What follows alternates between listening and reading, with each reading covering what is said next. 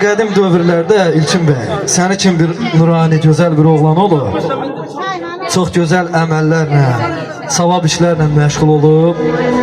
Tanrı onu mükafatlandırır. Onun üçün mələk göndərib yanına. Deyib get o İlkinə de ki, 3 böyük bir arzusunu yerinə yetirəcək.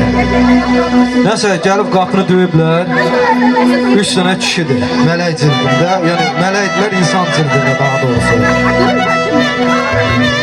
Deyib ki, birinci kişi deyib, yalnız bizim birimizi seçə bilərsən. Mən var dövlətəm. İkinci kişi deyib ki, mən uzun ömür, sağlam həyatam. Üçüncü kişi də deyib ki, mən sevgiyəm. Ancaq birini seçə bilərsən. Get məsləhət ilə evdəkilərlə. 5-10 dəqiqədə sənə vaxt verir. Nəsə bu oğlan da gəlib, burada da evdə anadır, atadır, bir dənə də xəstə babası olub yorğan döşəkdə. Analar nə istəyir? Analar həmişə istəyir ki, bizim pulumuz çox olsun da.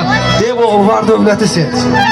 Atalar da istəyir ki, uzun ömür, can sağlığı. Deyib ay bala, var dövlət boş şeydir, qazanmaq olar. Tək ömrün uzun olsun, canın sağ olsun. Nəsə oğlan gəlib babasına deyir, baba belə bir təklif var, hansını dəyərləndirim. Deyir, məndən olsa oğul, sevgini seçərsən.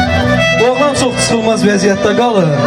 Çox götür-qoy eləyəndən sonra gəlir, deyir, babam uzun ömür yaşayır, dünya görmüş insandır. O onun dediyinidir. Deyir, sevgini seçəcəm. Gəlib qapını açır, deyir, sevgi girsin evimizə.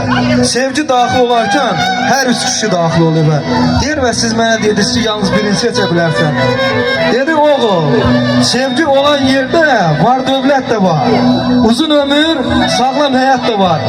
Mən sənə Turanə xanımla sevgi dolu həyat arzu edirəm. Xoş günlər arzu edirəm.